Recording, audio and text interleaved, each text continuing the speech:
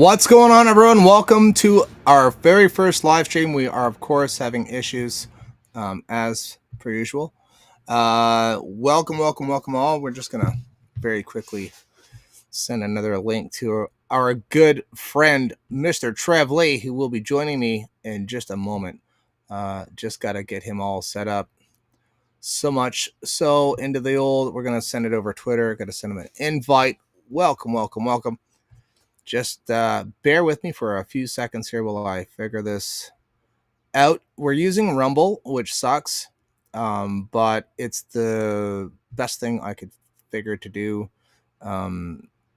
as in a way of streaming with me and Trev. I was going to use StreamYard, but we wanted to do both YouTube and Rumble, so we decided to go with Rumble, which allows me to stream to both YouTube and Rumble at the same time. There's his link sent. Let's see if he can grab that quick. He should not need approval to jump in. We've already had our first comments here from Brooker T. First, baby, put it up on the wall. Triple C says, yay, baby. I'm so stoked. You guys are back. Yes, you guys are. We're going to say it sent, baby, sent. Let's fucking go. Let's get it on, people. Let's get it on.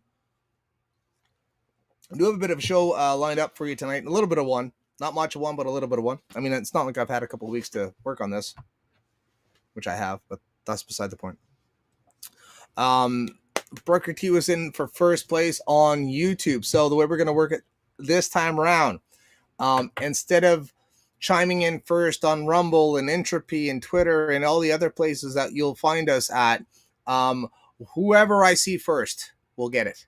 Brooker T was first in the chat. Now I should be able to see the Rumble chat as well, which is good. Not like we get a lot of people on there anyway, but they're very quiet on Rumble for some reason. YouTube has always been the chatty ones, always has been. What do you think, Trev? You getting that? Is it working for you? What, bud? You get her going? What's happening? I don't think he doesn't need a. Sometimes with Rumble, you need to. You do have to approve someone. Yeah. Do you? I don't know. We'll see. Does this work? You should be able to just jump in. Duh. No? Yes? No? No microphone. He is here. I see him. He's there. Am I on single or am I on duo? I'm on duo. There he is. Oh, shit. Do we have sound? Turn your microphone on. There we go. There we are. What's up, buddy? Here we go. Number one. Number one. What's with the glasses? I don't remember you wearing glasses. As soon as we were done the show, I started wearing them just as we were winding down. Oh, really? Corner, right? Now I have to wear them for everything because now you're blurry. Oh, really? Like, what do you need them for? Up close, or do you need them for far away? Up close. Oh, that's not so bad. Far away, I'm fine. All right, who wants to see what's far away? I want to see things up close. Valid. I have to see. So you and I are opposite then, because when I'm looking up close, I got to take my glasses off. Take them off. Yeah. There we go.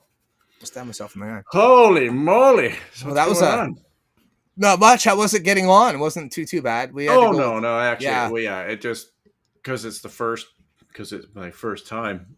Yeah, it's your first time. The Rumble Virgin. It asked me allow this time or allow every so what I'm just really clicking through and I hear you all right good on. Yeah, we'll figure it out. I love StreamYard. This is shit. Rumble's shit. I hate it. I can't stand using it. Yeah. I kind of like it. It looks good. It looks fine. Yeah, it looks fine. It's the sound is pretty shitty on it. Like if you're playing a clip, right. Which we'll be doing tonight, it's kind of garbage. Gotcha. So we'll see. I've already had people starting to send me articles and stuff, so it's been nice to get back in the swing of things. So we got a little something to watch about ostriches in BC. Yes. I've been seeing it, but I don't know the full story, but I've been seeing it obviously on social media. Ostriches and fucking emus and what else are they calling? There's a couple. It's not just ostriches. The one I've got pulled up was about ostriches, but I think emus as well have been on the chopping block. So, okay. Well, we'll get into that because I'm curious as to why. It's odd. Well, you'll see. Well, hey, we're in Canada. Everything here is on. Hey, we're in Canada, Hey, are you on TikTok at all? We are now. Are we streaming? We are now. We're not streaming. We could start. It's interesting. That'd be interesting. You and I'd have to stitch it together or some shit. Like I could go live and you could join me on there. It's an option, but so could everyone else. Yeah, it'd be interesting. Hello, Triple C. How are you? Good to see you again, Trev. Brooker T was first. He was in there early too. He's like, write it on the wall. Write it on the wall. That's what he said. Write it on the wall. Put my name on the wall, boy. Doesn't show up there. Why does it look like I have a broken nose? Just out of curiosity. It does. It looks like I have a broken fucking nose. And it goes. It's just because the light's on this side. The light's on this side, so it's not showing. It's odd. I don't have a broken nose. Where are you? In a cave? I'm in the shed. I still got like light coming through. Yeah, I know. I'm in the shed. I moved the shed. When I moved the shed with me. Oh, yeah.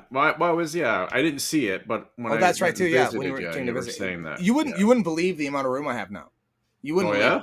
Yeah, it's amazing. You know how you were cramped in here the last time you were in here? Mm-hmm.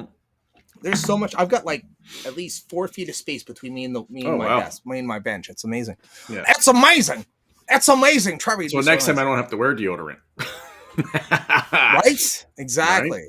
Exactly. I like that plan. Well, no. Yeah, we'll see. Please do. So let's get into it. Let's dive deep. I think we should bring your thing up first. Sure. Let's go into that. So this story popped up in a local chat out in the little community where I am. And I wanted so bad, I was like typing a response, but I held back because I was just furious. Not furious at the person who put it out there, but their responses or comments to it were just centered around housing and what it's going to do, like with just the cost of housing and all that kind of stuff. Oh yeah, I got something with that. Right, but it was they're missing the big picture. They're it's like, here's the circus is coming to town, right? Yay. And then the circus gets to town and it's actually just a bunch of man-eating tigers on the loose. Yeah. Right? I'm gonna have to read it off my phone because it's either. Oh, it won't. It will, but it's annoying. I don't think I can. Yeah, I can edit. I can go full screen, but then you don't see us. So. Well, I mean, it's just still hear our voices, right? Valid. That's a valid point. They could read it along. I can probably edit it so that it goes full screen. I can. Well, thank you. Well, yes, it's good to be back. Hello, Chris Freestone. Mr. Freestone's in the house. There he is. Yep. That's my dude. All right, let's do this. All right. Oh, that's not so bad. Oh, there you go. That's not too bad. That's not so bad. I'm still going to read it on my phone so I can see what the fuck I'm reading. Now, on the picture, I didn't get the graphic in there. Okay. It's got a bunch of Indians and a black person. Looks like a native person, an Indian, and a black person. Yeah. That's the cover title. All right. Now, this is what happens. With the Canada flag behind it. With the Canada flag, of course, behind them. Big news for Ontario home buyers and a big opportunity for West Elgin. The Ontario government has introduced the Project Ontario by Building Faster and Smarter Act, a plan to streamline planning rules and accelerate the construction of 1.5 million homes by 2031. Here's what it means and how West Elgin plans to benefit. Lower development costs, municipal development charges could drop up to $135,000 per home, making more affordable to build right here in our community. $400 million infrastructure funding. This includes investments in critical wastewater projects, helping West Elgin expand responsibility and sustainability. Of course, streamlined standards for faster building, harmonized building rules mean fewer delays for new home rental units and community-enhanced developments. At a time when housing affordability is front and center, this is West Elgin's chance to grow smarter, attract families, support local builders, and revitalize our towns and villages without compromising our rural values. As ORE President Kathy Pullen said, there are vital steps toward making home ownership more accessible for hardworking Ontarians. Let's seize this opportunity for West Elgin and for the future generations. Hold on a second now. So let's see here. Let's take it back a bit. So lower development costs. Municipal development charges could drop up to $135,000 per home. Is that going to be like the carbon tax off of the gasoline? Right. But I want to know, Oh, what kind of houses are they building? yeah. What are they building? Where you have a tax removed that's $135,000 per home. Per home. Per home. Per home. What house? What are you building? Mansions? Like, are they building condos? House. See, now What you understand. What are they building? So are they building? it's like it's sold to you, the person living in West Elgin, as this great opportunity, because here in West Elgin we need houses for these small little villages that we live in, because there's so many homeless or people who can't. You know what I mean? It's like, we need these. Well, okay, for who? For one, okay. For who? Well, that's what the article said. For right? Who? For who yet? For who yet? It's for right? Where was it at? The 1.5 million people coming in every year. Yeah, harmonized building rules mean fewer delays for new homes, rental units, and community enhanced developments. At a time when housing affordability is in front and center in the West. So it talks about, number one, it talks about removing like the taxes and the certain levies and things like that. So what it is, it's Doug Ford cutting the red tape. Right. Cutting the red tape, boys. Right? Want to cut that red tape. Buck of beer, buddy. And what that does, though, now it allows certain developers to come in and then build things that we don't necessarily want here. Oh. Like we're saying, condo buildings, large apartment blocks, things like that. Yeah, surveys. So it now you've cut the tape, where before we just wanted single family homes. Right. Now they're going to get surveys. Now you get surveys. Yeah, exactly. Yeah. You know what they call those? Projects. Yeah. The projects. The projects. That's what that be the projects, son. The cities will run out of space. Yeah. And by 2031, which is what that was dated for, 1.5 million homes is only going to cover 1 year of the amount of immigrants coming in. So we're still going to be short on homes. Mm-hmm. Housing prices are still going to be high. Mm-hmm. We keep spending money because, we're putting money into these projects that aren't necessarily required. Yep. And paying for people coming in. And so inflation keeps going up. Taxes have to go up because who is covering these costs? Well, the working people of Canada. But the number one problem is, just stop the immigration. I don't know. It sounds like a pretty easy idea. It's a pretty easy idea. Stop the immigration, get rid of the illegals, reevaluate. Give it a couple years even. Well, that's what Alberta's saying. Alberta, that was one of the strategy that Alberta is putting forth, that they will stop. And exactly what you and I have been saying for I don't know how long. What's Alberta's plan? Stop the immigration. Let us put the infrastructure in place that we need to house the people and support the people that we already fucking have. Mm-hmm. And then we'll reevaluate it after that, which is a proper plan. That's a based. I think it's too late, but that's. I mean, and the problem is in Canada, and everybody knows, is that our birthing rate is low because they told us not to have kids. Exactly, through social engineering projects, influencers, all that kind of stuff. But for the last 50 years, mm-hmm. right, that's been creeping in, right, with the whole Well, China's fucking problem is that they have too many people, so they put it down to one child per family, and if you had a girl, you had to fucking abort it and all this other shit, mm-hmm. or put her up for adoption. And now look at them. Now they're scrambling. Japan mm-hmm. is another example of that. Japan listened to, like we did, like what fucking idiots we are, and now look at their fucking demographics, mm-hmm. just trashed. And yes, I do remember that survey. Or that census, yes, that was 2021, I believe. Yeah, that census came out. The back to the article. So $400 million in infrastructure funding. This includes investments in critical water, wastewater projects. That's for the surveys. Helping with West Elgin expand responsibly and sustainably. Mm-hmm. To what end? It's got to be green. It's going to be like a 15-minute city. Yeah, And absolutely. yeah, everything has to Because be. these are going to be the smaller little hubs, because everybody can't just be in the big city, because they're going to run out of space for Yeah. one. And so you're going to have people leaving, and they want to just infiltrate the whole country. So yeah, where I am, not a lot of immigrants. Like there are some, but not a Mhm. lot. It won't be like that in 10 years. 10 years, like I said, there will have, small apartment blocks Yep. full. Yep. And it's Low not income for housing. it's Low. not for the people who can't afford it. It's not what they're aiming it towards, affordable housing. But no, that's not who it's geared for. Mm-mm. Never was. Nope. Right? And that was going to be my response. It was like, well, you want affordable housing, stop the immigration. Right. But I just went, bite my tongue, and I'll just erase that. But because I'm like that. Also because I'm running for Ward 3 Council in the next few weeks.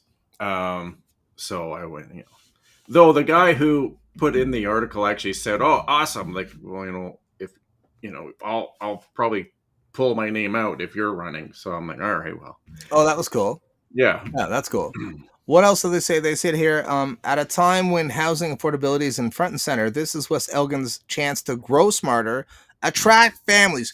Who are you trying to attract? yeah. Support local builders and revitalize our towns and villages without compromising our rural values. Let me tell you what's going to be compromised is your sewer system. Mm-hmm. That's what's going to be compromised. Your sewer Well, system, and that your that has infrastructure, come up in the your last, parks. yeah, They use it like kitty litter. So, I yeah, mean, why not just shit in the park? That's what yeah. everyone else does, right? Well, right now, one of our last council meetings. So the West Elgin has two wastewater plants, one in our town and one in West Lorne, and both of them are. The one in our town's not too bad because it was just revamped not too long ago, so it's okay. But it's getting close to capacity, where the one in West Lorne's pretty much at capacity. The one in the next town over, called Dutton, is at capacity, and they can't build any. They have to actually put a stop on building because, well, the shit's going to start overflowing, right? So Right. they're at capacity. So it's just more, so this infrastructure is going in to revamp these or even build newer ones to be able to accommodate more waste, because that's what they're going to do, right? They're going to just, these small towns have no idea what's coming. And I warned our Do they council. know? I mean, I think some of I've them do. I think they know. I I'm think sure people do, but I they warned see what they council see. Yeah. 3 years ago when I first ran for, I think it was Ward 1. And I was like, the people in these towns have no idea what's coming. Right? I was like, they have no idea. And you're going to need somebody in here who can guide them, because you're going to have to get back to growing food, getting to know your neighbors, becoming a community again, because you're not going to feel like one. And we don't already. People don't talk to anybody here. Really? Neighbors, like, no, it's not like how it was when we were kids. Mm. Oh, we got company, right? Right? No one has That's how I company grew up. anymore. I know. I was just I was hanging out with Chris and Michelle last night, and that's what I told them. I said, "This is just like being as I grew up." People would come over, we played cards, we played dice, we drink coffee, eat dinner, blah blah blah. Right? It was just it's so homey. That sense of like, oh, we got company, company's here. Oh, who's in the driveway? Car pulls in the driveway. You're like, who the fuck's that? Oh, who's pulled up? Oh, who's this? Oh, it's so and so. It's Ed and Wilma. Yeah. Ed and Wilma's come. Oh, Yeah. fuck! Break out the good china and right. Yeah. put on get a the pot dainties. Of tea. Get the dainties and the cakes. Yeah, get the dainties, cakes out. Put the coffee on. Yeah, coffee and tea on. Yeah. Now it's like headlights. Everybody get down. Everybody down. Down. Peek through the curtain. That's it. That's it. How's that? Shh, just pretend we're not home. James Edwards, hello, sir. That's that guy there. Yeah. No, they didn't succeed yet there, James. Not yet. Yeah, sure. Everyone comes when Trev's here. I see how it is. No. Chris told him, put the kettle on. Put the kettle on, says Put Chris. the kettle on. Chris knows. Chris Exactly. knows. That's Chris. Well, Chris will just normally have a beer out. Here you go, Slip. Oh, fuck. Thanks, man. I'm older now. I can drink beer like an adult. So we do have a bit of a newer format. Well, not necessarily new or newer. Like, it's still just going to be, it's going to be us just being doofuses like we usually are. But it's only going to be 2 hours. Yep. We're not going 3 hours, 3.5. There's no overtime. There's no overtime. I kept halftime. Halftime. We kept halftime. Well, the halftime's fine. Yeah. And well, what it has to do, because I have to work in the office again, so I'm up at 5 a.m. now. So it's just we can't be going that late. It's just too rough. Too late. I'm old now. Oh, dude, I didn't go to bed till like 10:30 last night. I was like, ooh, dude, 10:30. A little tired. I'm up late. I'm up at 5 too. You have to be in the. I'm up at 5. You're in the office at 5? No, I'm up at 5. I leave at 6, right. And then I drive for 2.5 hours. Fuck that. I got a 12-minute drive, bud. Look at my car is 12 minutes. Beep, I'm home. I'm there. I sit in my car smoking cigarettes and watching fucking TikTok normally. That's what I'll do. Nice. That's what I'll sit in my car smoking cigarettes, fucking on my phone. Do. Well, I got the battery charge because I don't drive far enough for it to charge. Well, true. Right? So true enough. That motherfucker's got to sit for a bit, just run, just idle. I'm just fucking killing the environment for a half an hour every day. When I'm on days, that's it. Putting that CO2 into the air. Right into the air. Fucking the trees love me. Yeah. There's grass all behind my car. It's just loving me. Like, feed me. Yeah. That's how it is. So let's like, hey, I just moved back here yesterday. It's all growing again. I know, it's odd. It's so weird. Yeah. I have a treat for you. Okay. This is our 15 minutes of fame because everyone still brings it up to this day. Everyone brings this up. So let's do the first we'll do this one here. And those rights and freedoms are at stake. So you guys are honestly true heroes. The convoy has caught the attention of this group of self-described Canadian bigots. We're thinking about going to Ottawa. Thinking? Ha! One calling for an attack on Parliament Hill like last year's assault on the U.S. Capitol. I would like to see our own January 6th event. See some of those truckers plow right through that 16-foot wall. None of us, of course. I just like to see it. The vaccine man. Hold on.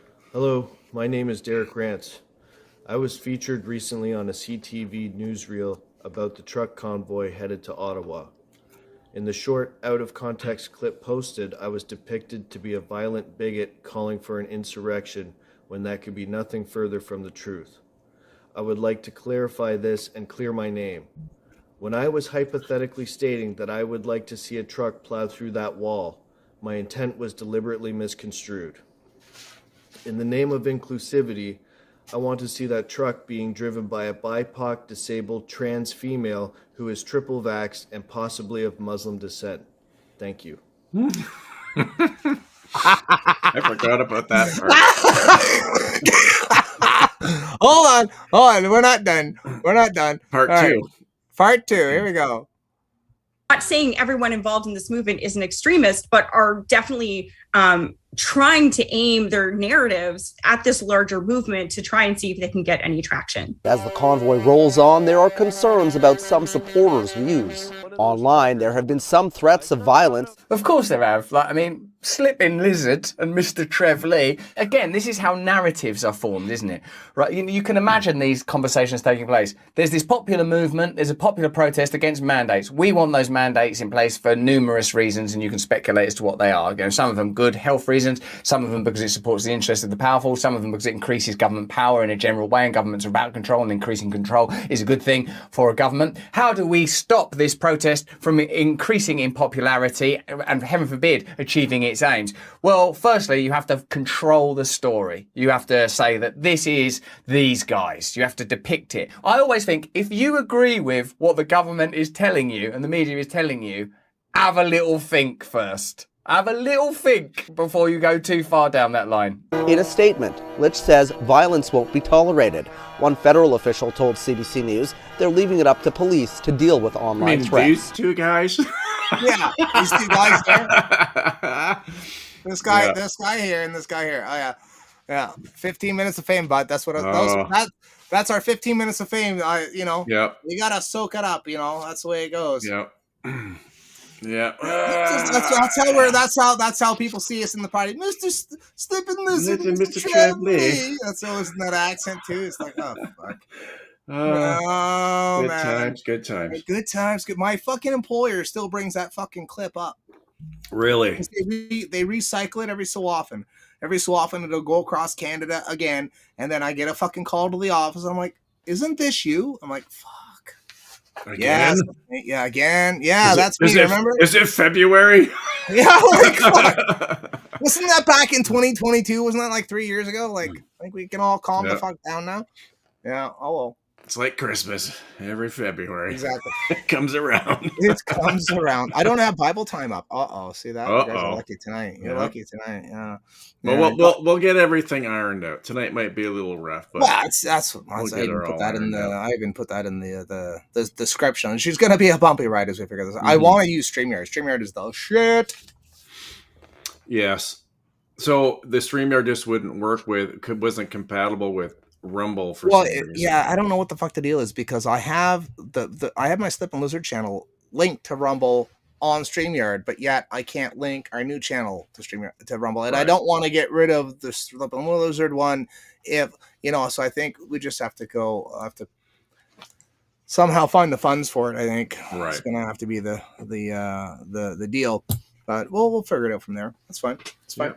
Let's dig into our first to another article here. Let's see what we can find. We'll continue on with the housing issue because I actually seen who is it? Yeah, here it is. Should home prices go down? No, says Canada's new housing minister. Mm-hmm. Well, excuse the fuck out of me. This is federal, mind you, not provincial. So that is something to think about. What in the hell? What? Oh, okay, good. But you're going to put all this money into it and build all these houses. Shouldn't they go down? Higher housing supply, not lowering home prices, are the same solution for Canada's housing crisis. Canada's new housing minister said on Wednesday. Higher housing supply, not lowering home prices, are the solution for Canada's housing crisis. Keep the same price, just build more of them and charge the same price. Is that what you're saying? He's saying flood the market with houses, and it's not a bad approach. Like it makes sense. You flood the market with houses, and that drives the price down. So he wants to force the price down. He doesn't want to lower it by. How would they lower it? By more government control. Honestly, So I mean, it's not a bad. But this is the same rhetoric we've been hearing for I don't know how long. We're gonna build houses. We're gonna build. I've been hearing it for 3 fucking years. Mm-hmm. Where are they at? How long does it take to build one house? When asked by reporters if he thinks home prices need to go down, he told reporters, no, he doesn't think they need to. Really? He doesn't think they need to go down? I think they need to go down. Yeah. I think we need to deliver more supply, make sure the market is stable. Robertson said his work as housing minister will focus on building up supply of affordable housing in Canada. Affordable housing in Canada. Define affordable housing. Hold on. We talking about more projects. I heard survey. So the survey says we need to deliver more affordable housing. The government of Canada has not been building affordable housing since the 90s when we've created a huge storage shortage across Canada, he said. That's where the big need is right now, and I'm very encouraged that the Prime Minister and our commitment right now in government is to double construction and focus on the affordable. So how is the government going to double it? How? Mm-hmm. Conservative Pierre Poilievre on Tuesday had blamed Robertson for the high home prices of Vancouver. If this is the new blood that Mr. Carney is bringing into the cabinet, then sadly for Canadians, nothing is going to change, and the role of the Conservative Party will be more important than ever, Poilievre said. We'll get into him in a minute. Is this the new blood? I already said that. Carney was asked Tuesday about why Robertson, whose term as mayor saw property prices of Vancouver skyrocket, was the right choice for housing minister. Well, that's a good question. He was asked if the appointment was an indication that the government does not want property prices to go down. You would be very hard pressed to make that conclusion, Carney said in response. Well, that's just exactly what he stated. From everything I've said and what our priorities are, we have a strong view on housing and a very clear development for the number of members of the team, including Mr. Robinson, and I'm thrilled that he is in the new role because he brings that type of experience we need to tackle some aspect of this problem. Well, why do you think the prices of houses are so high, Trevor? Okay, well, there's a couple things. So, first off, the conservative government was the one who allowed Chinese in to buy up properties. Okay. So, we got lack of properties now in Vancouver. Right. Immigration, again, we're going to go back there, is rampant. Not enough houses. And it just inflation and everything like that just adds to it. But it's primarily due to who owns most of the properties in Vancouver, which was a conservative deal. Also, Stephen Harper was the one who got rid of the affordable homes group. I guess, within government, they had an affordable home program, and he got rid of that as well. So, yeah. So, I mean, that's, I would say that's probably like the main reason why is that. Do you know what my theory is on that? What's that? My theory is the renovation shows. They would come in, do a flip, and then show how much money they made extra. Just by doing a flip. Yeah. And it happened over and over and over again. And then everyone just said, well, fuck, that's a great idea. Yeah. I mean, I'm just going from the rental class of people, right? Yeah. Being a renter, not an owner. But that's what they come in. You see that right in Hamilton as well. It's horrible. They come in, they paint the walls. They maybe they'll put in a fucking a fake wood fucking countertop. Oh, look, it's renovated. Now we're gonna charge double. I seen it with my own eyes. Like you're not even. What'd you do? You put fucking laminate on the floor. Big fucking deal. You put laminate on the floor. I think they did use granite for the countertops and painted the walls. Other than that, I mean, what's different from my apartment? I was in these renovated apartments. They just rip up the fucking vinyl. It takes like an hour, with a fucking scraper. Up goes the fucking vinyl. They slam out the fucking hardwood. Done. They might keep the cupboards, or put in new cupboards, and it's all bulk. It's all deals. Yeah, I think that's what it was. The fucking landlords got greedy.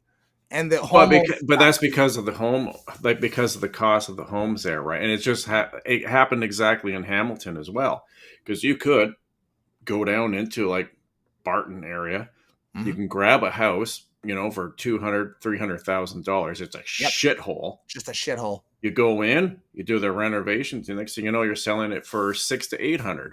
Yep. Right. And it's just that cycle, because now you have no houses that haven't been touched.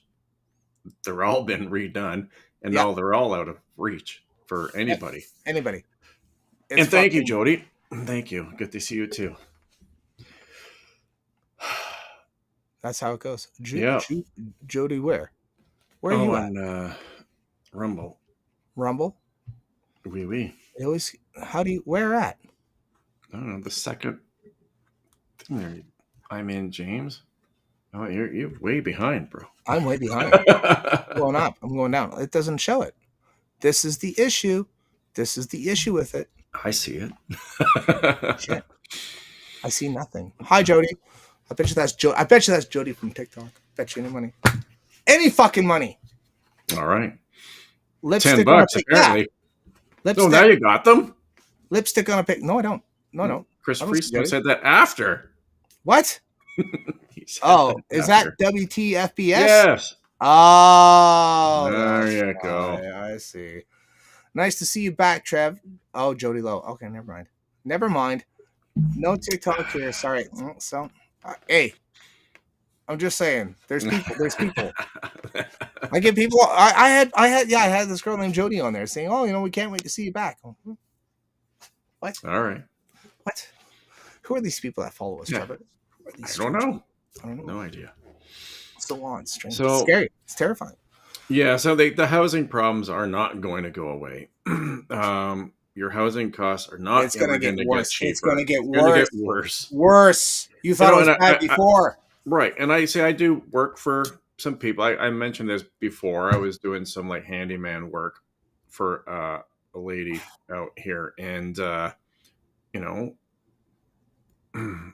senior on her own in a house with nobody else there.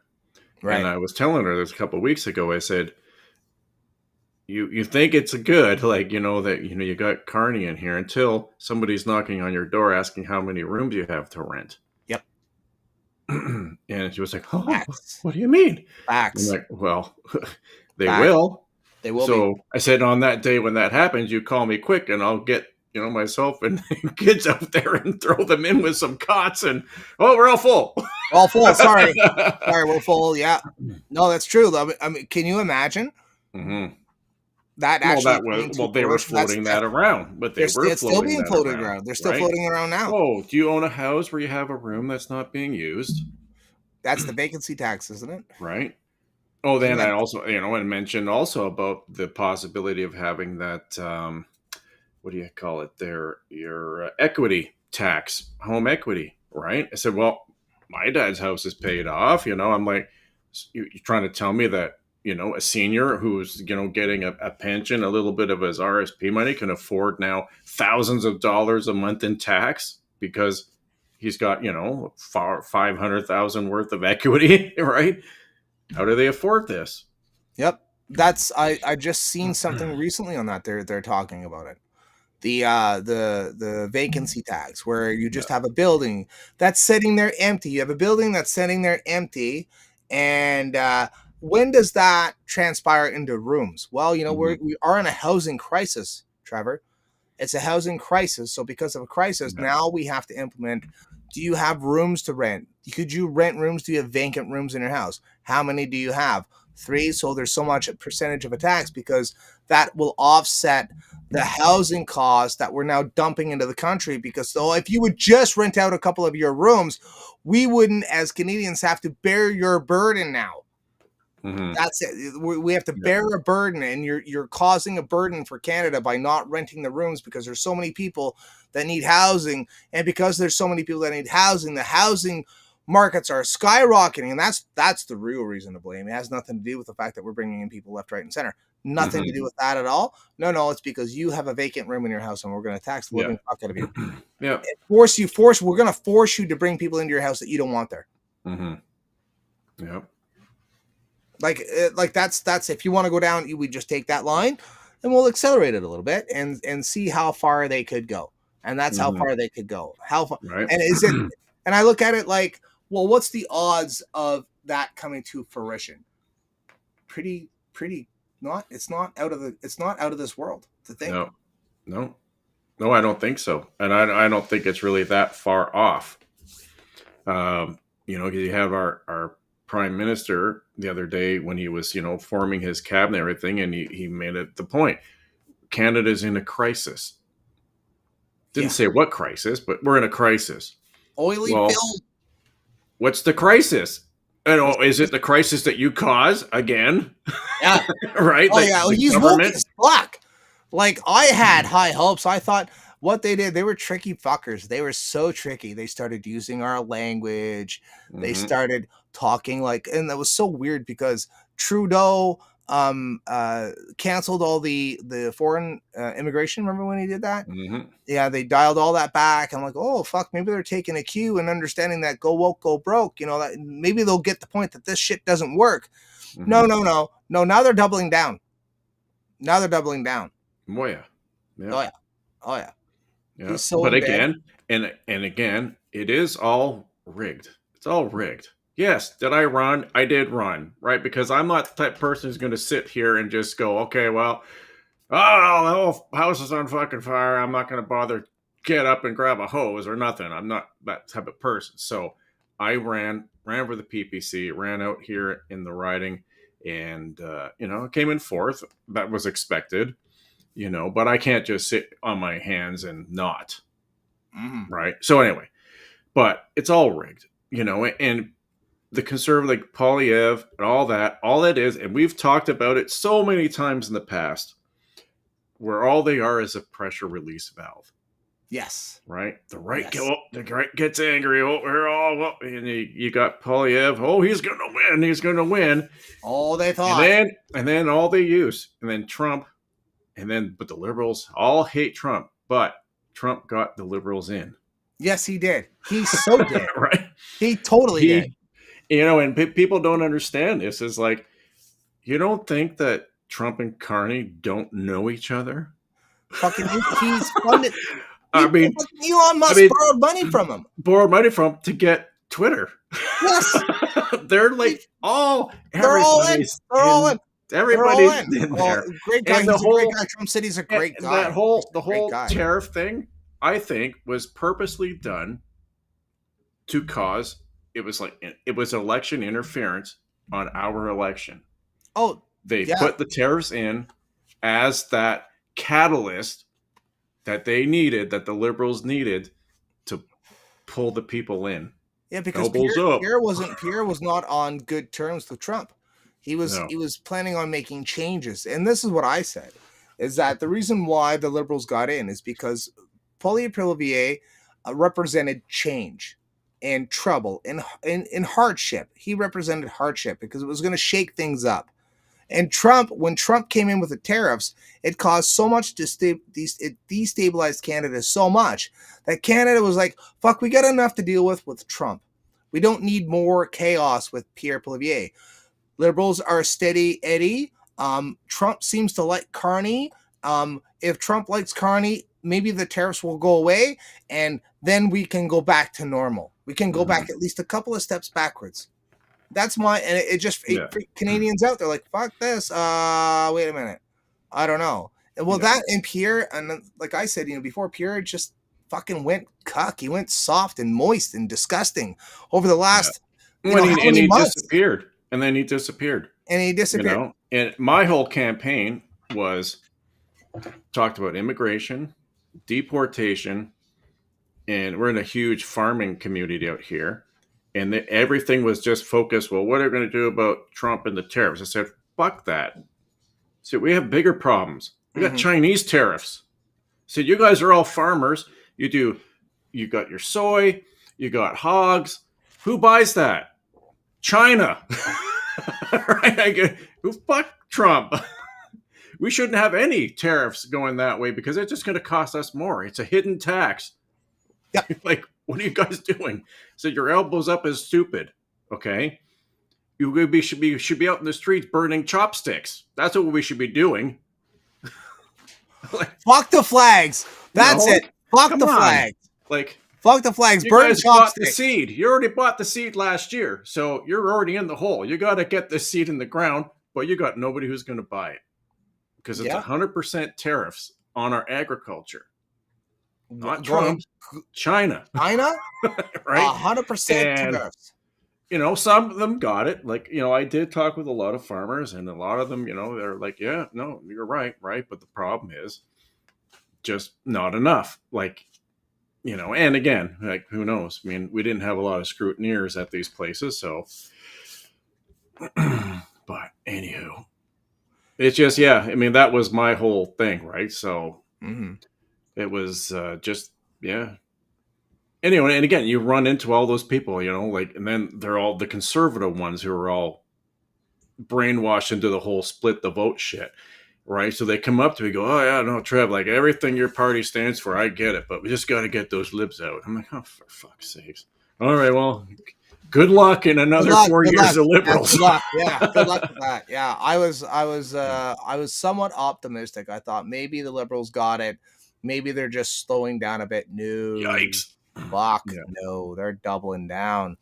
They're full, and this is what I don't get. It's like if Trump was the great white knight, the great conservative white knight that was going to stomp out the woke left, why would he get involved in our elections? Well, you can't tell me that he didn't.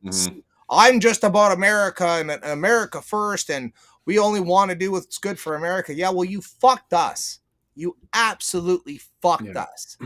Is that what he wanted, to make us weaker? But do you not think that Carney was brought in here to, help with the transaction? Maybe. Never say never. Right? I don't know. Who knows? Buddy. I don't know. You get us to a point where we're totally, bankrupt. That's his plan. That was his plan the whole time, was it not? Yep. I mean, but then again, this is what we're dealing with right here. Let me just pull this up real quick just so we all can get an idea of what we're dealing with. Straight out of the 6 TV, the internet has some mixed reactions after it was revealed that Mark Carney's 24-year-old child, a 24-year-old child,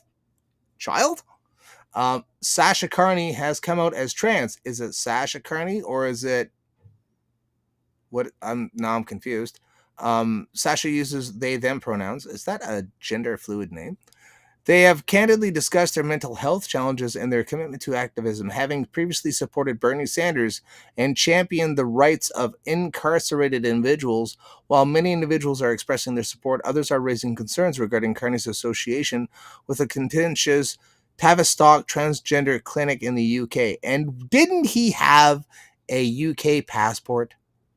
Well, he lived there for the last 10 years. Didn't he? Yeah. I wonder why now. Huh. The Hello, transgender CC. clinic in the UK. I know. Interesting. Fascinating.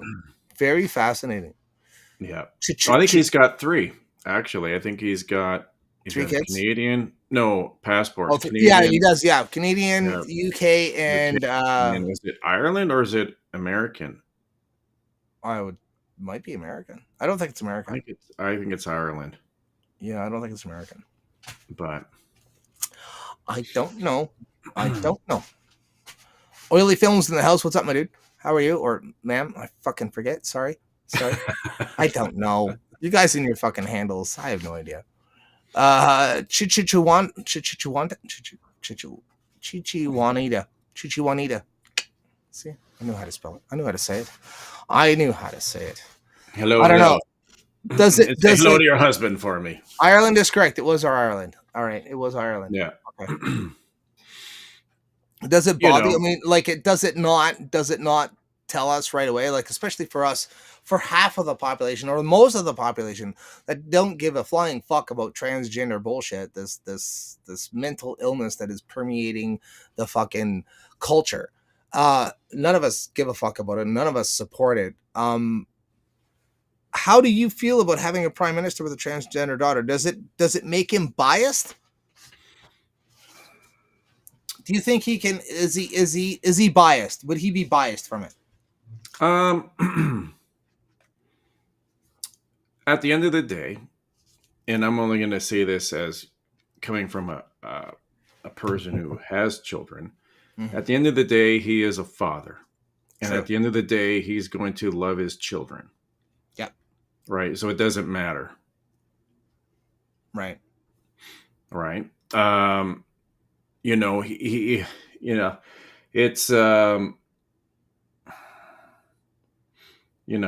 it's, it's not going to be him who has to live with it if he didn't try. If he tried and his son, daughter, whatever, went through with everything, at the end of the day, at least he tried.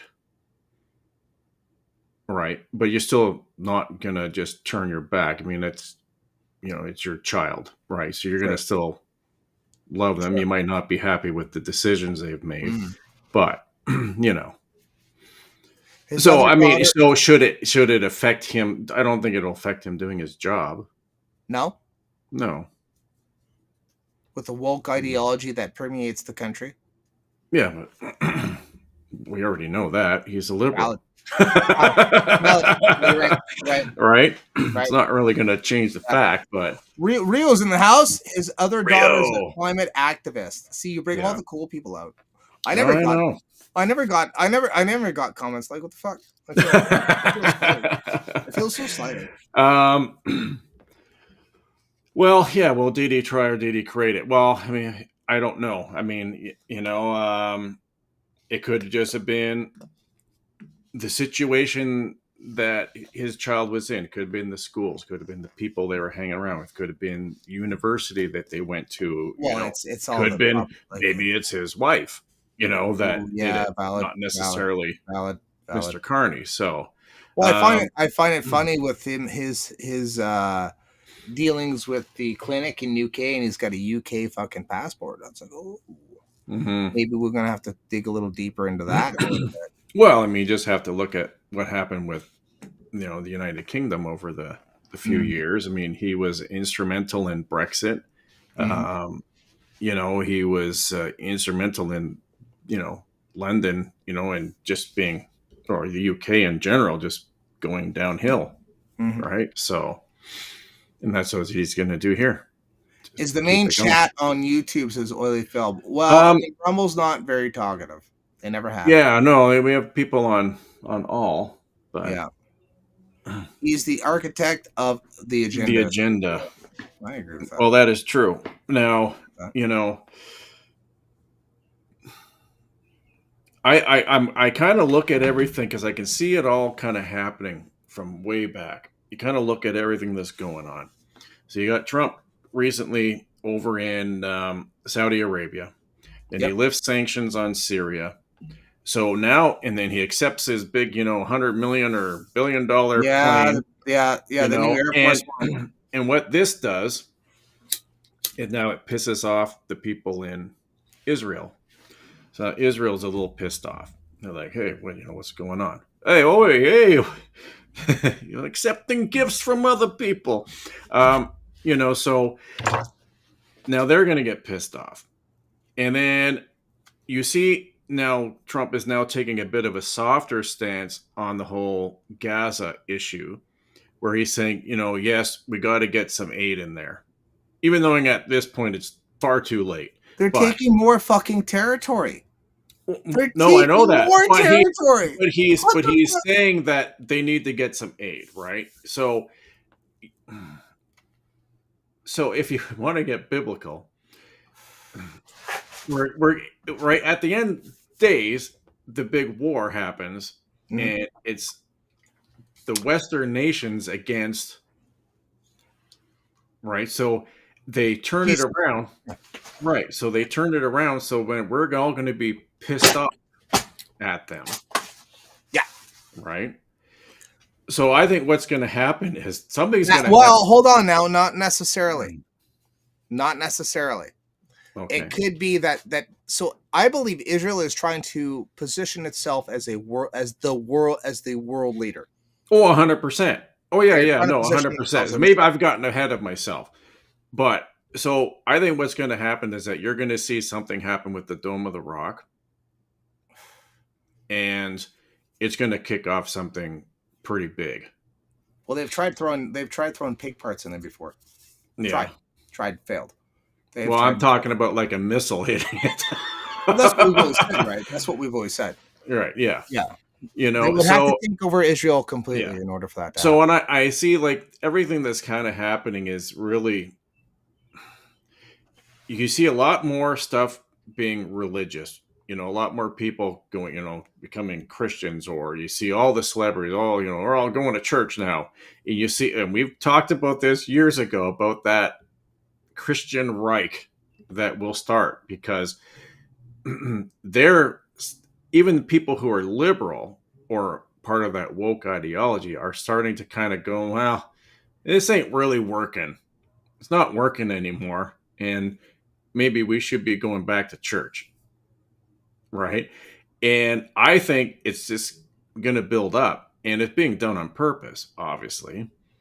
And that's where I kind of see things going. And I think this whole thing with the US and Canada is almost to create that one world, kind of a place where when they do call people to go to war, well, if you're all part of the same country who's pro-war, well, guess where you're going. You can't run to Canada to hide. Nope. Because Canada ain't there no more. Right? Nope. And it's like, what are we going to do? Are we going to like, protect ourselves, fight? Like, I I don't know. even if we have a lot of people, like-minded people who are, we're here. We know that the system doesn't work. So let's not even bother with politics. There's got to be another way. Well, what's the other way? Even if we were, say, everybody in Canada, well, of like-minded people. So we'll cut her in half. So 20 million Canadians. How are we going to defend ourselves? Right? When you got the elephant next door, right? Yeah. And all the other countries that are owned by Israel, how do we survive? Get your pal. Well, yeah. Start there. Get your pal. Learn to grow food. Do we have, a lot of weapons manufacturing here in Canada? Not that I'm aware of. Right? It's just, I don't know. I mean, maybe I'm looking at it more from, like, I don't know. I don't know. I'm not seeing things turning out well. No, and they want things to go in a certain way, Rope. and it's gonna go that Chris. way. Rope. Well, yeah, rope. Rope. I just see things they're pushing it that way. It's going that way, and that's just the way it's gonna go. I thought like we were supposed to have won the culture war. We've won some big battles, but it didn't. The war is not over. The war rages on. Yeah, it's just but they just use something else, right? Yeah. So maybe the whole like the LGBT stuff, maybe that was yesterday's stuff, and then maybe tomorrow's going to be something totally new. True. Right? You see what they're trying to push, a lot more of the what's the heck? I keep forgetting what this damn word is. Anti-laws. Help me out here. Anti-laws? No, what are they called? Against when you say things badly about the little hats. Anti-Semitic. Yeah. Anti-Semitic laws that they're trying to push, right? In the U.S., it actually got turned down because of what happens on X, because of the outrage that started coming up when they were trying to push that law. But I don't think it's over. I mean, they're going to keep trying. The thing with these people is that they're they're always crying victim while they stab you in the back, right? And then they'll pass laws so you can't say anything about it while they stab you in the back, while crying victim. Yes, right? For the last 100 years. So it's old news. Probably even longer than that. It's old news. It's old. Punk Girl, what's up? Offensive strategies. That might be the way out. Offensive strategies, possibly. They're in your way out. Yeah, I don't know, man. It's a tough call. It's a tough call because it's like, well, how do they get to the one world government? How does that happen? That's been the question. Like, how do we go from separate states and separate countries to a one world government? And there's all the talk about erasing the imaginary lines that separate countries from each other. We've got the EU, which is one country basically, and we have Canada now. Canada, the UK, and Australia all seem to be following the same pattern, and we are all part of the British Crown. Interesting.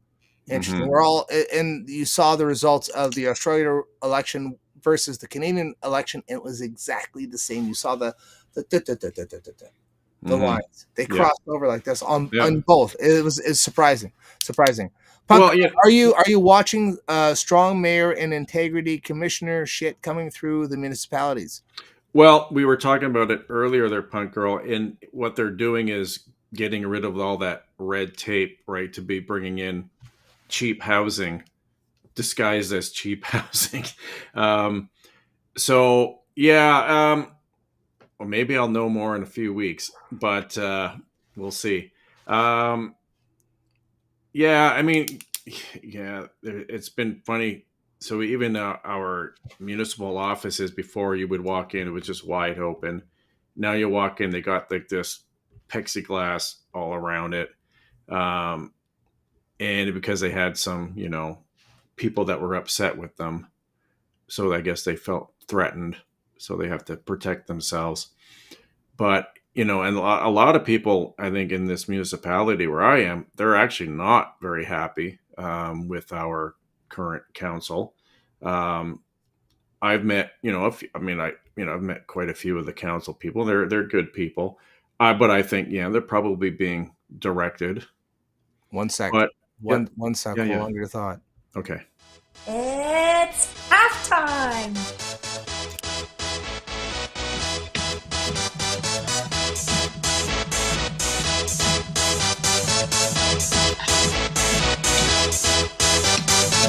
Y'all ready for this?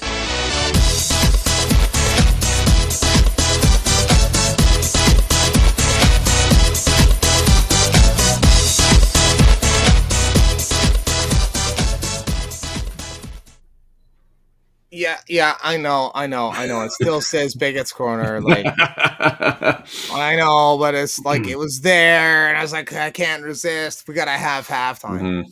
Yeah, so a lot of the municipalities, though, I think they get most of their direction is provincial. They're kind of like the keepers of the provincial laws and bylaws that kind of come through.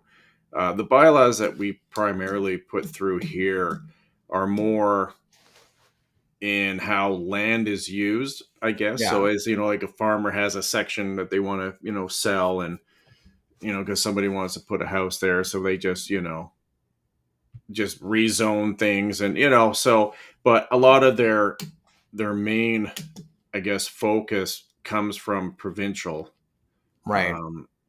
So they're kind of like the ones who gatekeep that part of it. But like I said, hopefully I'll know a bit more how it works, soon enough. Trying to go up, or I won't. Maybe one of them is watching the show now. Yeah, right. They'll be like, don't get this guy in. Not that guy. Definitely not that guy. You're brave. Like, you're brave for even showing your face, bud. Yeah, well. Man, I was on tape and everything, like video, talking about immigration and deportation. And I was like, this is who I am. This is what I do. No, it's true, though. I mean, it's still a valid point. Like, stand on your word. Mm-hmm. Whatever you say, stand on your fucking words. Stand on them. Stand on them. Welcome to halftime, where you do not have to have time to take a piss. No, you do not. That was far too short. It is far too short. I thought you were getting ready. I thought I'd come back. It would just be you gone. Yeah, gone. Yeah, gone. Gone. Well, I have to go. I have to go to the washroom. Yeah. Juice. Bastard. So. Yeah, well, Chris Freesto, that LRT, of course, that should piss anybody off who has a car. Retarded. I mean, come on. Like, the LRT is a waste of money. The LRT, for those who don't know, is this fast track transit system that's a rail system coming to Hamilton, Ontario. They're still going through with it from the last I heard. It's going to run in a straight line. Now, the problem with Hamilton is separated between the mountain, air quotes, which is the Niagara Escarpment, and downtown. This thing's not going from downtown to the mountain. It's not doing that. It's just running from It's running from what? McMaster, probably. I think it's McMaster to Eastgate. Yeah, to Eastgate Square, turning around and going back. Yeah. So that means you're still busing it from Rymel Road all the way down. What they should have done was had a hub going up the mountain somehow. But it's going to be a fucking nightmare for driving. Mm-hmm. Nightmare. Hamilton is split between a lot of people hate coming to Hamilton because there's a fuck ton of one-way streets. So they're going to split. I think it's Main Street they're splitting. Is it Main? Mm-hmm. Yeah, Main Street. So Main Street runs, what is it? East to west to east is Main Street. Is it Main or is it King? King goes east to west. Right. Yeah. So they're gonna chop up our Main Street, and the problem with Hamilton, air quotes, is that they say that because the one-way streets of Main Street and King Street, we can zip across the city in record time. If you catch all the lights properly, you're just driving. You're not stopping at a million fucking lights. And they say that's a problem because what it does is it impedes traffic from downtown. Mm-hmm. And if we had two-way streets in Hamilton on King and Main specifically, it would bring more people out to the stores. driving down King Street from Wellington basically to James Street is a fucking nightmare. Absolute fucking nightmare. And they're going to do that to Main Street. Yeah. It's going to be worse. Way worse. Oh, yeah. Yeah. Well, they remember a few years ago, this is when I was still living there, and they tried putting in designated bus lanes down King Street. Do you recall that? No. No? I do not. So it was when I was living there. So this is before 2015. So they had these designated bus lanes. But the problem was, so then you got rid of a lane of traffic. Yeah. Right? So currently there was 3 or 4 or whatever it was. So Yeah. they got rid of a lane. But the buses didn't care what fucking lane they were in. But cars couldn't go in their lane. So the buses would make a left turn. They're over in this lane. And then they're cutting across to get into their designated lane. So the cars only had two lanes. It was backed up for miles in the morning. You're trying to get, down to the 403. It's backed up for miles. Buses are just like cutting in front of you because they're making a left now. And then, they fucking if they put on their fucking blinker, you better stop. You better fucking stop and let them pass, or you get a fine. So it only lasted a few months because there were so many complaints. But I kind of think, like, looking back now, I kind of think they were testing LRT, what they could do. Yeah. And but it was a nightmare, an absolute nightmare. Horrible. But just a waste of money, though, like billions of dollars, so you can travel the train and look at the homeless people. Yay! Chris Freestone wants to do a live from the Barton bus. That'd be interesting. Yendor, my man, how are you? It's been so long. Hammerton is shit. Why spend any money? Yeah, I know. It's not this. It's a working. It's so depressing. Hamilton's very depressing. Depressing. I mean, like, as you know, I'm there quite often, and every time I'm driving down the roads, I'm like, great, good way to spend your money. Have you ever been to Welland? Shit. On where? Welland, St. Catharines area. Well. Yeah, I have been out there, not for a while. It's beautiful out there. Hardly any graffiti. You don't see fucking homeless campments. I'm sure they are there. You don't really see them though. What the fuck? I've been driving through there recently, and it's like, holy fuck! Like, it's just actually quite nice. Like, you always forget where you're at. Right? It's interesting. St. Catharines, Welland area. So I don't know. Like, we'll see what happens with this. Fucking see how long it lasts. They'll fucking spend tons and tons of money putting it in, and it's not gonna work, and they'll have to rip it all the fuck out, and then we're dealing with more fucking potholes because we're still dealing with the old fucking train tracks that were there from the other fucking buses. Remember the old buses, the old streetcars? Yeah. Before my time in Hamilton, and I came to Hamilton when I was 17. The lines were still there, but the trains were gone. But when I got there at 17. Yeah. So. Well, they had those in Winnipeg too. They had rail cars going through downtown. Small town feeling, says the indoor. It's something.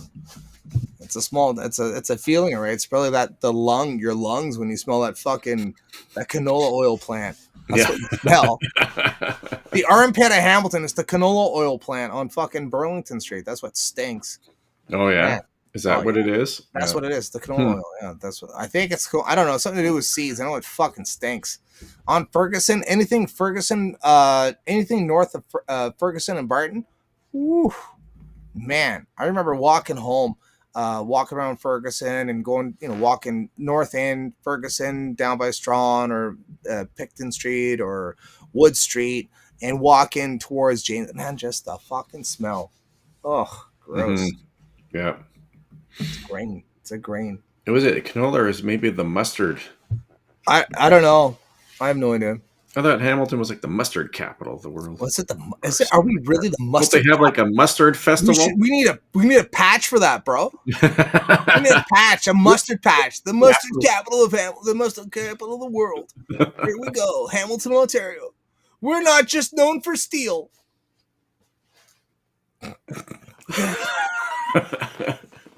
So we're gonna get a store now. We're also known for condiments. Yeah.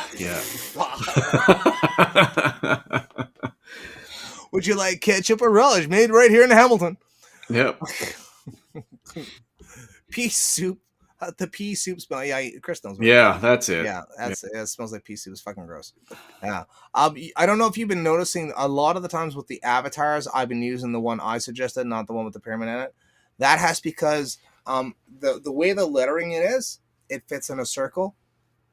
That's why it's the circle. Mm-hmm. It's because right. Yeah. I'm not choosing mine just because the one I suggested. No. I'm not playing favorites. I'm not being biased. Are you okay? Yeah, I'm fine. Are you all right?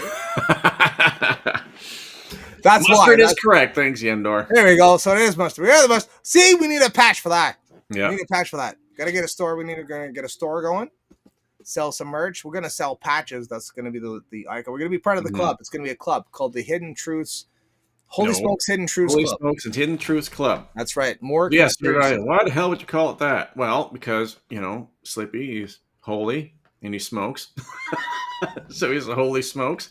And I like that Hidden Truth. So, Holy Smokes and Hidden Truths. Holy Smokes in it. You're just saying I smoke too much. That's why. No. It's a direct insult. Yeah. Direct Holy Smokes. Holy Smokes. Eh? As I do, yeah. But I can still crush my fucking 3K. There you go. That's the way I look. I can still crush my 3K, so I'm happy. Awesome. We will get into more. All right, so put my shoes on. Walk up the stairs. What? Like, can I do it all in one trip, or do I have to make multiple trips up the stairs? I might need a tank of oxygen when I get to the top. Yeah. Just saying. I want to talk about racism a little bit. Sure. All right. We got tons of time before the 2 hours is up. Let's dig into somewhat racism. I don't think racism is a real word. I don't think it's a real word. I think what it is, it's an emotional response to it's an emotional response to something you sense, to a stimulus to the body, either the nose, the eyes, the ears, touch, and taste. Mm-hmm. One of the 5. So am I a veganist because I don't like vegetables? The smell of vegetables make me gag. I don't like vegetables. Brussels sprouts and all the other fucking things. Cabbage, especially cabbage. I fucking hate cabbage and tomatoes and carrots and turnip. And does that make me a veganist? Because it's something that I ingest, see, smell, not so much hear, touch, and it makes me, I don't like it. And that's the same thing with racism. Mm-hmm. It's the same thing. If you're against another people, then what is it? What is racism? What is it? It's an emotional response to a stimulus. Mm-hmm. Either something you see, something you smell, something you experience. I touch as if you get assaulted by a certain group of people. You may develop a certain disdain for a certain group of people. I'm just saying. I think it's a made up word. I don't think it exists. It's an emotion. It's an emotional response. I'm having an emotional response to something. That's all. That's all it is. It's bullshit. I think it's bullshit. No, I agree. No, I agree with you. Hang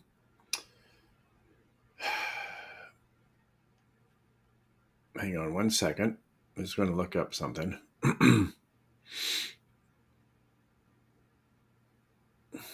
So, racist, 1932 as an adjective in 1932. You think it would have been around a lot longer, with all the slavery. Well, that's what I got thinking about. No, honestly, that's what I like. When did this word come into our vernacular? Like, who made up this word? Oh, communist revolutionary Leon Trotsky. Of course. Yes. So now we know where the word came from. Mm-hmm. So yes, but you're right. It's more of an emotional. It's emotional response. You're gonna tell me I can't have an emotional response to something? Mm-hmm. Right? Like it doesn't. Racism doesn't exist. Oh, he's a racist. That is just a made up word. Mm-hmm. He's having an emotional response to something from a stimulus. Well, why is he having that emotional response? What are the reasons? Does he think that he's better than everybody, and that everyone by that extent, if he thinks he's better than everyone, then by extent anyone who has the same color skin that he has would also be better than anyone else. But that just means you think you're better than everyone else. That's not very nice. Or what if you have such self-loathing that you think you're the bottom of the barrel? So everyone with the same color skin that you have is doing fucking amazing, and here you are, just wallowing in the bowels of despair. And so you look out to find anyone who doesn't look like you is worse than you. Is another one. Or you could say again, like if I was, if you, this is, I was thinking about this today, where a man gets fucked over by a girl and now he hates all women. Right. It happens that we all talk about with MGTOW shit. It's the same thing. So someone gets, assaulted, whatever, by someone of a different race. Again, you have now that trigger point in you that you fucking hate anyone who looks like that. And it's an emotional response. I don't hate individual people. There are individual people out there of different colors, of different creeds, that I quite enjoy their company. But on a community basis, on an overall overarching basis, what do you bring into the table? And it's not the people that were already here. We're losing the people that were already here because they're seeing the people that are coming over going, fuck this. I left that country because of those people. So what are you bringing me? Or what are you bringing us? Why is there this disdain? Why is there this anger? Well, you're coming for our money and our women. Those are the two things. Money, women, houses, jobs. You want a better life. You have shit in your country, so you're coming to our country. Or you feel displaced or whatever. So what do you want? Why do you want our women? Our women are the most beautiful women. Why? Where's the proof that all white women are the most beautiful in the world? What's the proof? Well, that and Asians. Asians are pretty hot. Close second, I'd say. Probably close second. Maybe they're being paid to come here. But you're right. But like, why? So you make your house a shithole, and then you see Bob's house across the street is really nice, and you go over there, then you make his house a shithole. And now you have two shitholes, but where you could have just, say that your shithole, mowed the lawn, fixed the fucking hole in the wall, and get the toilet fixed, and then you could have made your house nice like Bob's. But no, you've wrecked two houses on the street. Yeah, well, right? I think they. Well, it's a certain type of people that are coming here. They don't bring nothing to the table. Well, are you bringing me hot women? No, you're not. You're not bringing me any hot women at all. They're also lazy. Are you bringing us good money? They want everything for free. Better wages. No, better wages. You're gonna own a company and pay us better. No, you have nepotism and you want to only hire your own. Well, there's strike too. And only that, when they do hire their own, then they will cheat the system to make sure that the people that they hired their own don't really have to go through all the actual stuff to get what they need. Yeah, saves them money. Right. That saves them money. And they've got 4 guys in a truck, or they're exchanging licenses. Or the government pays for 70% of their wage. Or 70% and all the more reason for you to hire an immigrant. So you're not bringing, they bring nothing to the table for us. That's why everyone fucking hates them. You're not bringing your community. I'm not talking about certain individuals or certain people out there, because I don't hate anybody that I personally know. I don't hate anybody. There's no one I hate. I don't hate you if you're black, if you're white, if you're Spanish, if you're fucking Chinese. I don't know. There's nobody. But on a whole, on a collective, you have to admit that the majority, it's not like, okay, well, there's so many great people on this side, they got a couple of bad apples, but no, it's the opposite, where all we experience is the bad apples. That's all we see. There's more bad apples than there are good, is the problem.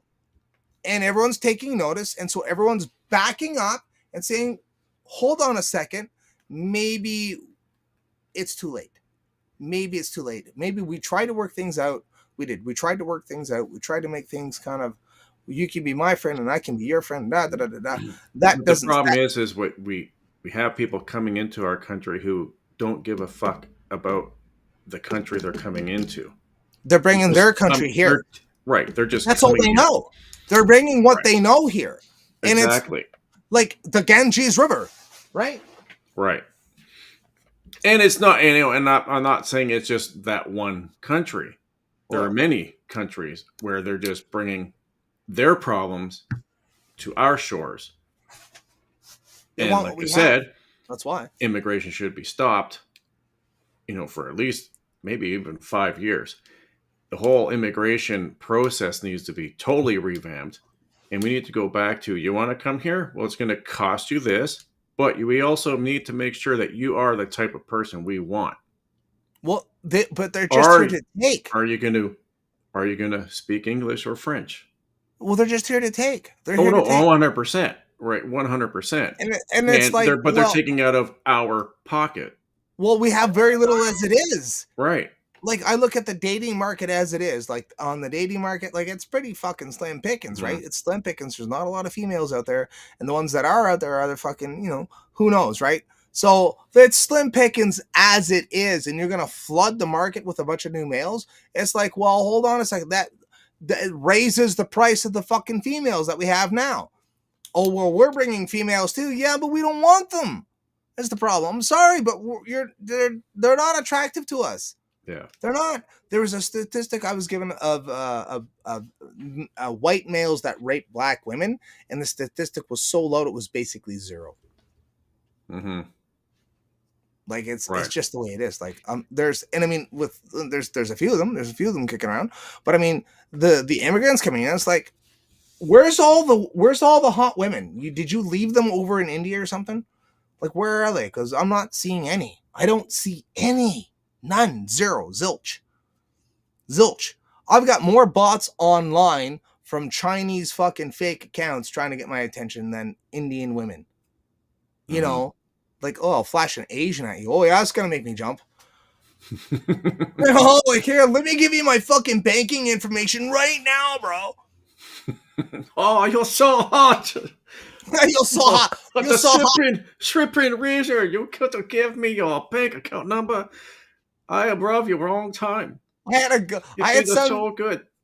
They're like, do you have WhatsApp? I'm like, no, I use Telegram, bitch, because I know what I'm doing over there.